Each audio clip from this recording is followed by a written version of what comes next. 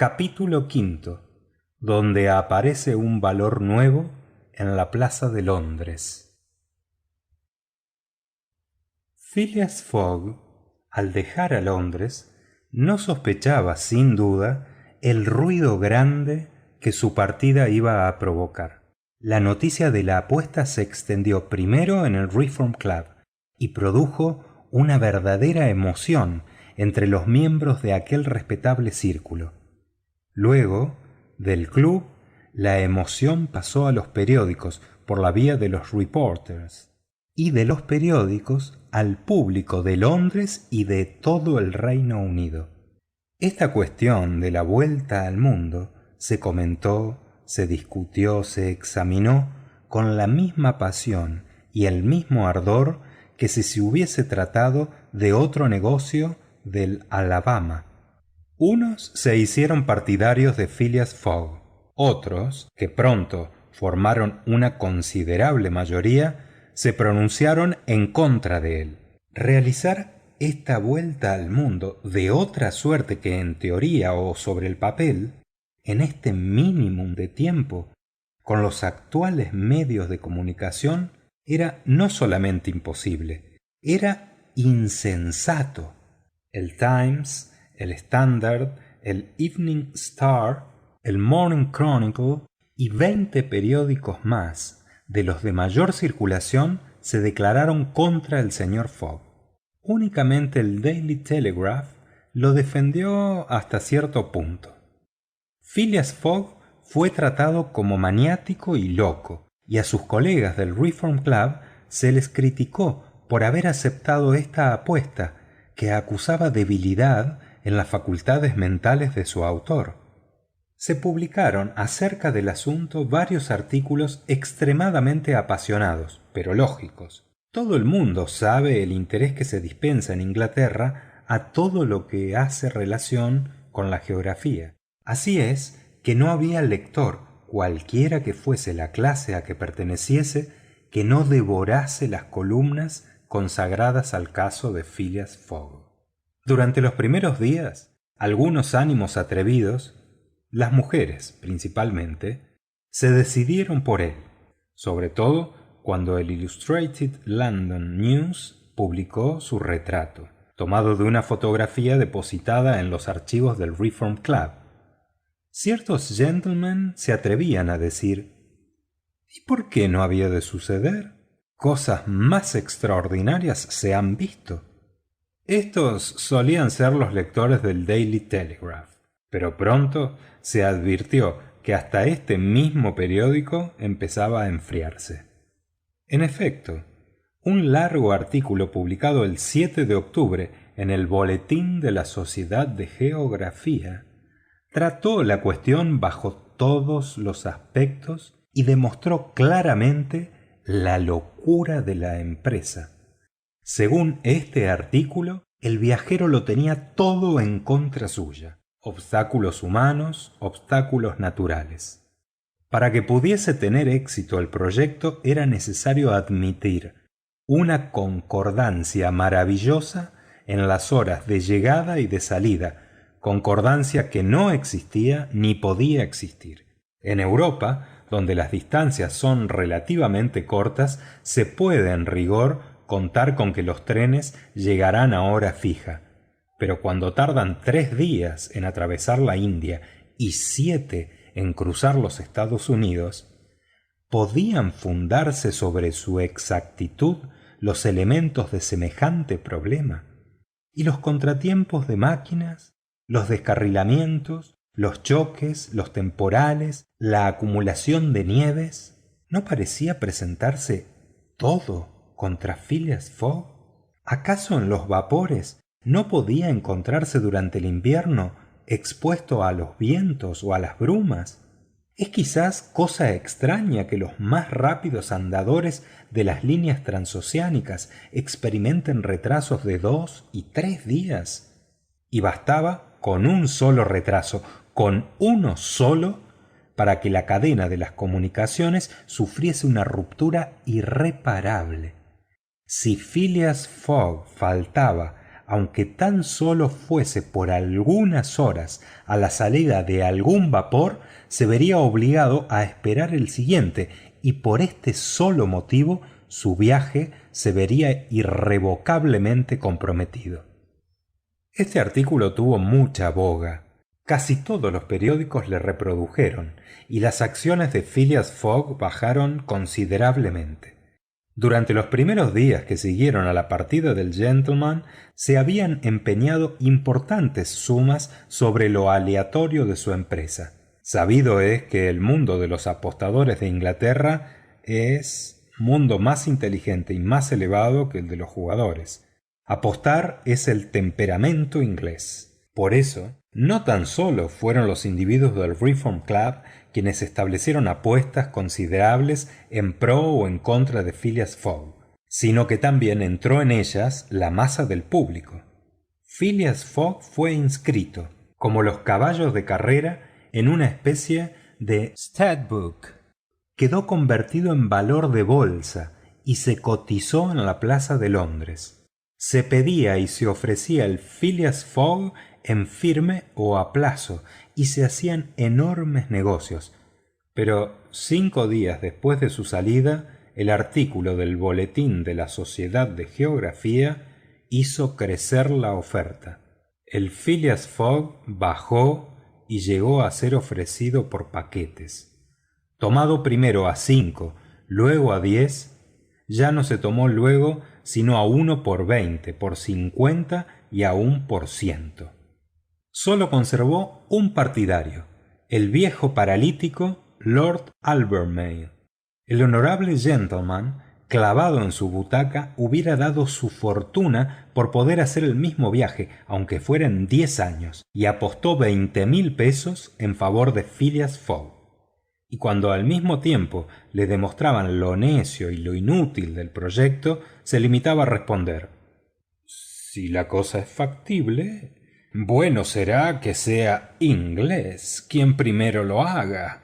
Entretanto, los partidarios de Phileas Fogg se iban reduciendo en número. Todo el mundo, y no sin razón, se volvía contra él. Ya no lo tomaban sino a 1 por 150 y aún por 200, cuando 7 días después de su marcha, un incidente completamente inesperado hizo que ya no se quisiera a ningún precio. En efecto, durante aquel día, a las 9 de la noche, el director de la Policía Metropolitana había recibido un despacho telegráfico así concebido: Suez a Londres. Rowan, director de policía, Administración Central, Scotland Plaza. Sigo al ladrón del banco, Phileas Fogg. Enviad, sin tardanza, mandato de prisión a Bombay, India Inglesa. Fix, detective. El efecto de este despacho fue inmediato. El honorable gentleman desapareció para dejar sitio al ladrón de billetes de banco. Su fotografía, depositada en el Reform Club con la de sus colegas, fue examinada. Reproducía rasgo por rasgo al hombre cuyas señas habían sido determinadas en el expediente de investigación.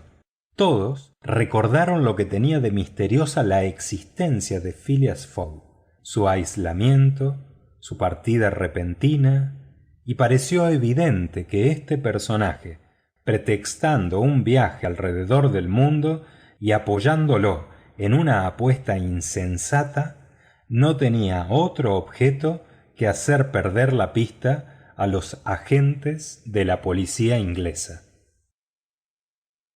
Fin del capítulo 5. Capítulo 6, donde el agente Fix demuestra una impaciencia bien legítima. He aquí las circunstancias que ocasionaron el envío del despacho concerniente al señor Phileas Fogg.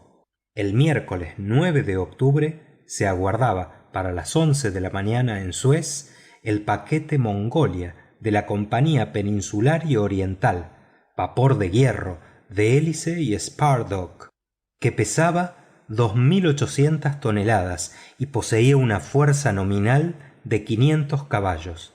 El Mongolia hacía sus viajes con regularidad desde Brindisi a Bombay por el canal de Suez. Era uno de los de mayor velocidad de la compañía, habiendo sobrepujado siempre la marcha reglamentaria de 10 millas por hora entre Brindisi y Suez y de 9 millas 53 centésimas entre Suez y Bombay. Aguardando la llegada del Mongolia, dos hombres se paseaban por el muelle en medio de la multitud de indígenas y de extranjeros que afluyen a aquella ciudad, antes villorio, y cuyo porvenir ha quedado asegurado por la grande obra del señor Lesseps. Uno de aquellos hombres era el agente consular del Reino Unido, establecido en Suez, quien, a despecho de los desgraciados pronósticos del gobierno británico y de las siniestras predicciones del ingenioso Stephenson, veía llegar todos los días navíos ingleses que atraviesan el canal, abreviando así en la mitad el antiguo camino de Inglaterra a las Indias por el Cabo de Buena Esperanza. El otro era un hombrecillo flaco, de aspecto bastante inteligente, nervioso, que contraía con notable persistencia los músculos de sus párpados. A través de estos brillaba una mirada viva, pero cuyo ardor sabía amortiguar a voluntad. En aquel momento descubría cierta impaciencia, yendo, viniendo y no pudiendo estarse quieto. Aquel hombre se llamaba Fix y era uno de esos detectives o agentes de policía inglesa que habían sido enviados a diferentes puertos después del robo perpetrado en el Banco de Inglaterra.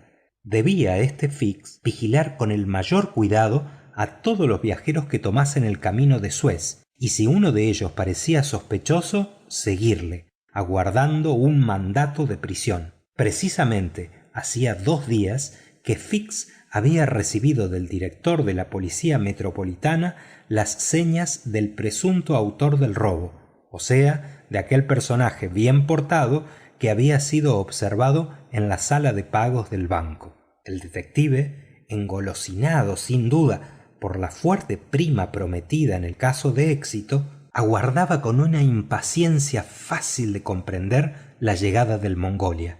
—¿Y decís, señor cónsul preguntaba por 10ª vez, que ese buque no puede tardar? —No, señor Fix —respondió el cónsul—, ha sido visto ayer a la altura de Port Said, y los 170 kilómetros del canal no son nada para un andador como ese. Os repito que el Mongolia ha ganado siempre la prima de 125 pesos que el gobierno concede por cada adelanto de 24 horas sobre el tiempo reglamentario.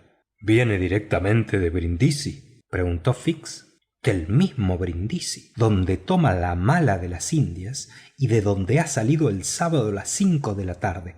Tened paciencia, pues, porque no puede tardar en llegar, pero no sé cómo, por las señas que habéis recibido, podréis reconocer a vuestro hombre si está a bordo del Mongolia. —Señor cónsul —respondió Fix—, esas gentes las sentimos más bien que las reconocemos. Hay que tener olfato, y ese olfato es un sentido especial nuestro, al cual concurren el oído, la vista y el olor. He cogido durante mi vida a más de uno de esos caballeros, y con tal que mi ladrón esté a bordo, os respondo que no se me irá de las manos. —Lo deseo, señor Fix, porque se trata de un robo importante. —Un robo soberbio —respondió el agente entusiasmado—. 275.000 pesos. No siempre tenemos semejantes ocasiones. Los ladrones se van haciendo muy mezquinos. La raza de los Shepherd se va extinguiendo. Ahora se hacen ahorcar tan solo por algunos pesos. —Señor Fix —respondió el cónsul—, habláis de tal manera que os deseo ardientemente buen éxito, pero os lo repito, lo creo difícil en las condiciones en que os encontráis. Sabéis que con las señas que habéis recibido ese ladrón se parece absolutamente a un hombre de bien. —Señor cónsul —respondió dogmáticamente el inspector de policía—, los grandes ladrones se parecen siempre a los hombres de bien. Ya comprenderéis que los que tienen traza de bribones no tienen más que un recurso, que es el de ser probos, sin lo cual serían presos con facilidad. Las fisonomías honradas son las que con más frecuencia hay que desenmascarar. Convengo en que este trabajo es dificultoso, siendo más bien hijo del arte que del oficio. Entretanto, el muelle se iba animando poco a poco. Marineros de diversas nacionalidades, comerciantes, corredores, mozos de cordel y felas afluían allí para esperar la llegada del vapor, que no debía estar muy lejos. El tiempo era bastante bello, pero el aire frío, a consecuencia del viento que soplaba del este. Algunos minaretes se destacaban sobre la población bajo los pálidos rayos del sol. Hacia el sur se prolongaba una escollera de 2000 metros, cual un brazo sobre la rada de Suez. Por la superficie del Mar Rojo circulaban varias lanchas, pescadoras o de cabotaje, algunas de las cuales han conservado el elegante gálibo de la galera antigua. Mientras andaba por entre toda aquella gente, Fix, por hábito de su profesión, estudiaba con rápida mirada el semblante de los transeúntes. Eran entonces las 10:30. «Pero no acabará de llegar ese vapor», exclamó al oír dar la hora en el reloj del puerto. «Ya no puede estar lejos», respondió el cónsul. «¿Cuánto tiempo ha de estacionarse en Suez?», preguntó Fix. 4 horas, el tiempo de embarcar su carbón. De Suez a Adén, a la salida del Mar Rojo, hay 1310 millas y necesita proveerse de combustible. ¿Y de Suez se marcha directamente a Bombay?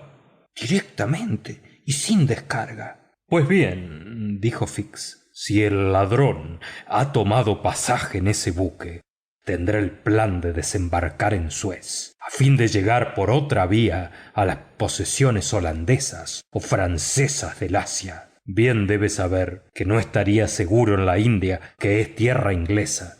A no ser que sea muy entendido, respondió el cónsul, porque ya sabéis que un criminal inglés siempre está mejor escondido en Londres que en el extranjero. Después de esta reflexión, que dio mucho que pensar a la gente, el cónsul regresó a su despacho, situado allí cerca. El inspector de policía se quedó solo, entregado a una impaciencia nerviosa y con el extraño presentimiento de que el ladrón debía estar a bordo del Mongolia. Y en verdad, si el tunante había salido de Inglaterra con intención de irse al Nuevo Mundo, debía haber obtenido la preferencia del camino de las Indias, menos vigilado o más difícil de vigilar que el del Atlántico. Fix no estuvo mucho tiempo entregado a sus reflexiones, porque la llegada del vapor fue anunciada por algunos silbidos. Todo el tropel de ganapanes y de felas se precipitó sobre el muelle en tumulto, algo inquietante para los miembros y trajes de los pasajeros. Se destacaron de la orilla unas 10 faluchas para ir al encuentro del Mongolia. Pronto se apercibió el gigantesco casco de este buque que pasaba entre las márgenes del canal y daban las 11 cuando vino a atracar en la rada, mientras que el vapor se desprendía con estrepitoso ruido por los tubos de escape de la máquina. Eran los pasajeros bastante numerosos a bordo. Algunos se quedaban en el entrepuente contemplando el pintoresco panorama de la ciudad, pero la mayor parte desembarcaron en las lanchas que se habían arrimado al Mongolia. Fix examinaba escrupulosamente a todos los que desembarcaban. En aquel momento se le acercó uno de ellos, después de haber repelido vigorosamente a los felas que le asediaban con sus ofertas de servicio, y le preguntó con mucha cortesía si podía indicarle el despacho del agente consular inglés. Y al mismo tiempo este pasajero presentaba un pasaporte sobre el cual deseaba que constase el visado británico. Fix tomó instintivamente el pasaporte y con rápida mirada lo leyó, escapándose por poco cierto movimiento involuntario. El papel tembló en sus manos. Las señas que constaban en el pasaporte eran idénticas a las que había recibido del director de la policía británica. «Este pasaporte no es vuestro», dijo Fix al pasajero. No, respondió éste, es el pasaporte de mi amo. ¿Y vuestro amo? Se ha quedado a bordo. Pero, repuso el agente, es necesario que se presente en persona en el despacho del consulado a fin de identificarlo. ¿Y eso es necesario? Indispensable. ¿Y dónde está la oficina? Allí, en la esquina de la plaza, respondió el inspector, indicando una casa que distaba unos 200 pasos. Entonces, voy a buscar a mi amo, que no tendrá mucho gusto en molestarse. Después de esto, el pasajero saludó a Fix y se volvió a bordo del vapor. Fin del capítulo 6. Capítulo 7. Donde se demuestra una vez más la inutilidad de los pasaportes en materia de policía. El inspector volvió al muelle y se dirigió con celeridad al despacho del cónsul. Enseguida, por petición suya, urgente fue introducido a la presencia de dicho funcionario. Señor cónsul, le dijo sin más preámbulo, tengo poderosas presunciones para creer que nuestro hombre ha tomado pasaje a bordo del Mongolia. Y Fix refirió lo que había pasado entre el criado y él con motivo del pasaporte. Bien, señor Fix, respondió el cónsul, no sentiría ver el rostro de ese bribón, pero tal vez no se presentará si es lo que suponéis. Un ladrón no procura dejar detrás de sí rastro de su paso, sobre todo no siendo obligatoria la formalidad del pasaporte. Señor cónsul, respondió el agente, si, como debemos suponerlo, es hombre entendido, vendrá. ¿A hacer visar su pasaporte? Sí, los pasaportes nunca sirven más que para molestar a los hombres de bien y facilitar la fuga de los tunantes. Os aseguro que ese estará en regla, pero espero que no lo visaréis. ¿Y por qué no? Si el pasaporte es regular, respondió el cónsul, no tengo derecho de negarme a visarlo. Sin embargo, señor cónsul, será necesario que yo detenga aquí a ese hombre hasta haber recibido en Londres un mandato de prisión. Ah, eso es cuenta vuestra, señor Fix, respondió el cónsul, pero yo no puedo. El cónsul no terminó su frase. En aquel momento llamaban a la puerta de su gabinete y el ordenanza de la oficina introducía a 2 extranjeros, uno de los cuales era precisamente el criado que había conversado con el agente de policía. Eran, efectivamente, amo y criado. El primero sacó el pasaporte, rogando lacónicamente al cónsul que se sirviera visarlo. Tomó éste el documento y lo leyó atentamente, mientras que Fix, en un rincón del gabinete, observaba, o más bien devoraba al extranjero con sus ojos. Cuando el cónsul terminó su lectura, dijo: ¿Sois Phileas Fogg, Squire? Sí, señor, respondió el gentleman. ¿Y ese hombre es vuestro criado? Sí, un francés llamado Picaporte. ¿Venís de Londres? Sí. ¿Y vais a dónde? ¿A Bombay? Bien, ya sabéis que la formalidad del visado no es necesaria y que ya no exigimos la presentación del pasaporte. Ya lo sé, señor, respondió Phileas Fogg, pero deseo que conste mi paso por Suez. Oh, como gustéis. Y el cónsul, después de haber firmado y fechado el pasaporte, lo selló. Mr. Fogg pagó los derechos y, después de haber saludado con frialdad, salió seguido de su criado. ¿Y bien?, preguntó el inspector. Y bien, respondió el cónsul, tiene trazas de un perfecto hombre de bien. Posible, respondió Fix, pero no se trata de esto. ¿No os parece, señor cónsul, que ese flemático caballero se parece rasgo por rasgo al ladrón cuyas señas tengo? Convengo en ello, pero lo sabéis, todas las señas. Ya estoy harto de saberlo, respondió Fix. El criado me parece menos impenetrable que el amo. Además, es francés y no podrá contenerse sin hablar. Hasta luego, señor cónsul. Dicho esto, el agente salió y se fue en busca de Picaporte. Entretanto, Mr. Fogg, después de salir de la casa consular, se había dirigido al muelle.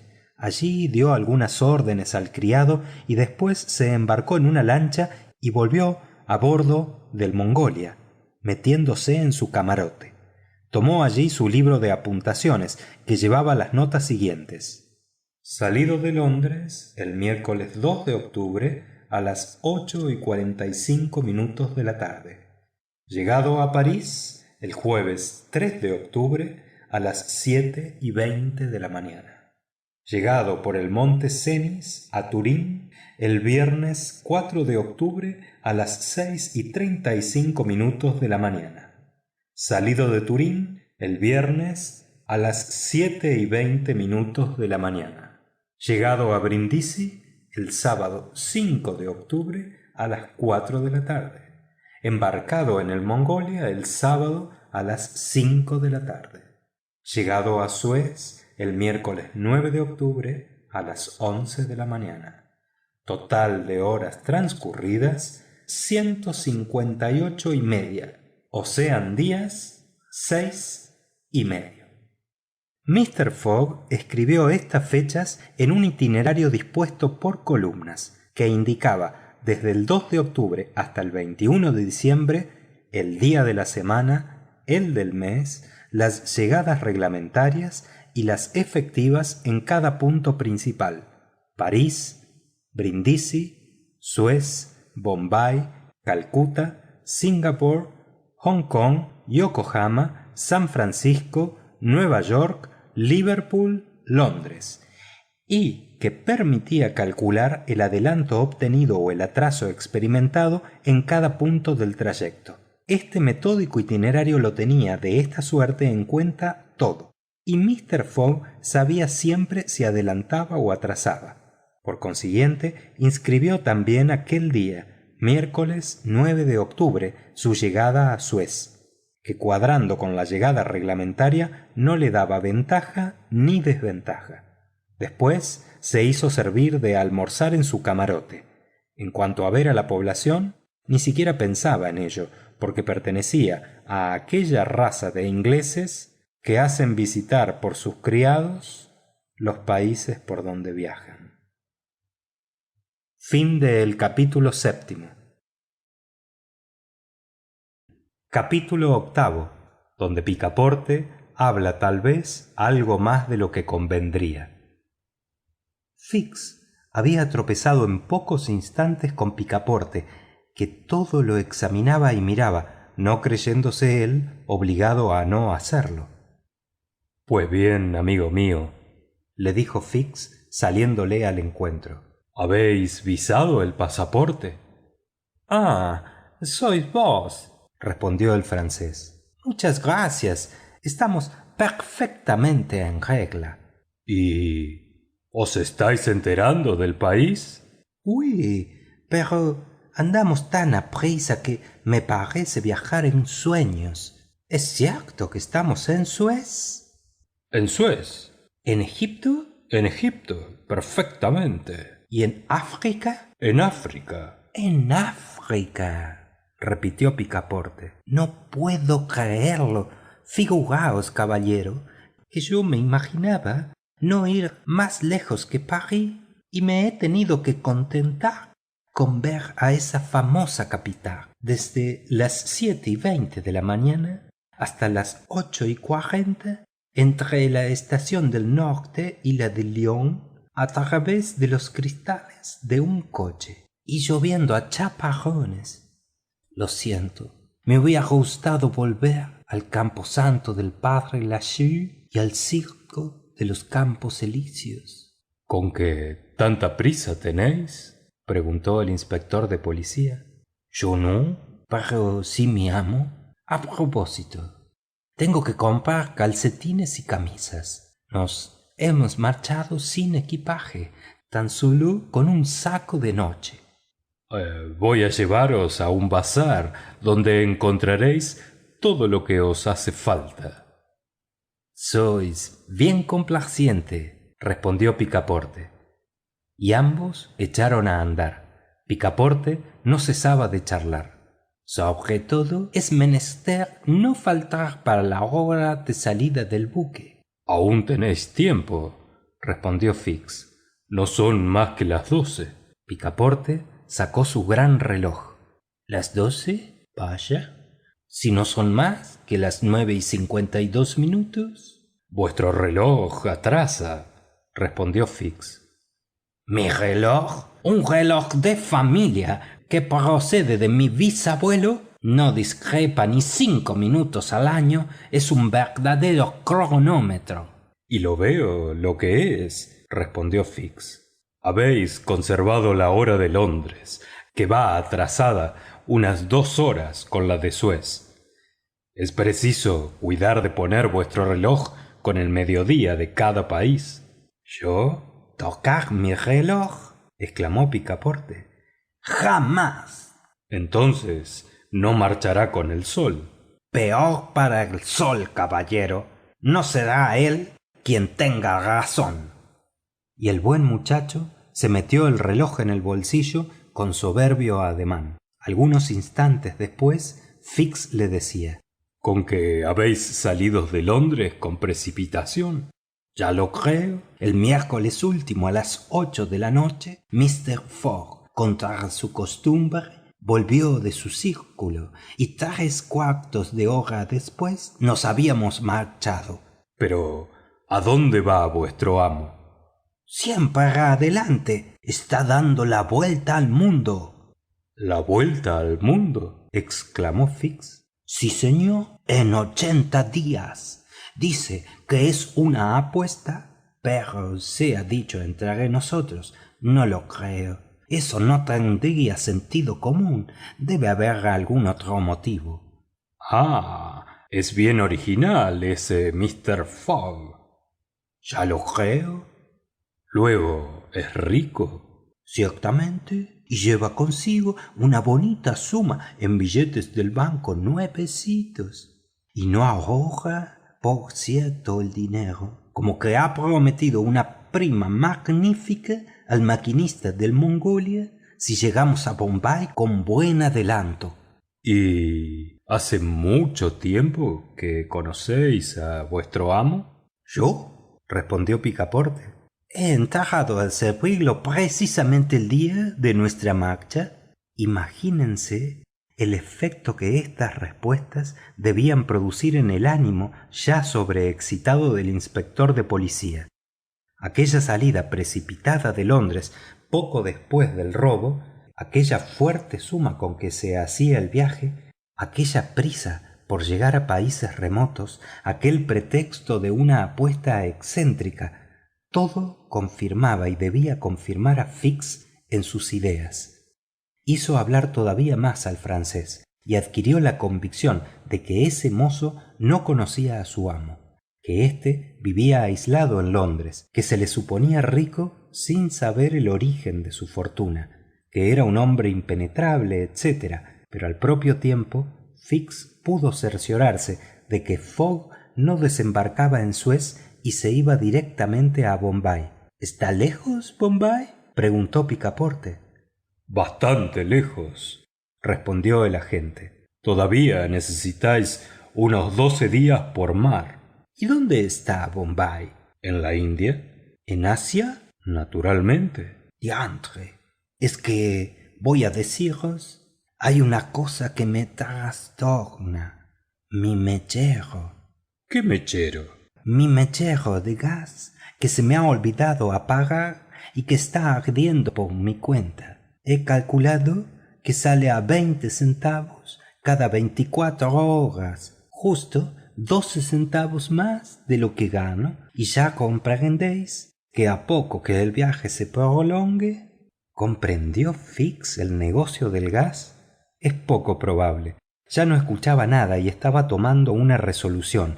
El francés y él habían llegado al bazar. Fix dejó a su compañero que hiciera sus compras, le recomendó que no faltase a la salida del Mongolia y volvió con premura al despacho del agente consular. Fix, ahora firme en su convicción, había recobrado toda su serenidad. «Señor», dijo al cónsul, «ya no abrigo duda alguna. Tengo a mi hombre. Se hace pasar por un excéntrico que quiere dar la vuelta al mundo en 80 días».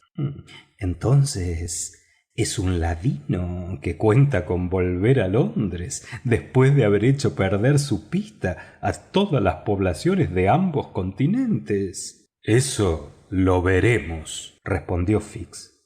«Pero no os equivocáis», preguntó de nuevo el cónsul. «No me equivoco». «Entonces, ¿por qué ha tenido ese ladrón el empeño de hacer visar su pasaporte en Suez?» «Porque no lo sé, señor cónsul», respondió el agente. «Pero oídme». Y en pocas palabras refirió lo más importante de su conversación con el criado del susodicho Fogg. «En efecto», dijo el cónsul, «todas las presunciones están contra él. ¿Y qué vais a hacer?» «Expedir un despacho a Londres con petición urgente de un mandamiento de prisión, embarcarme en el Mongolia, seguir al ladrón hasta las Indias y en aquella tierra inglesa salirle al encuentro cortésmente con mi orden en la mano». Después de pronunciar estas palabras con frialdad, el agente se despidió del cónsul y se dirigió al telégrafo, donde envió al director de la policía metropolitana el despacho ya mencionado.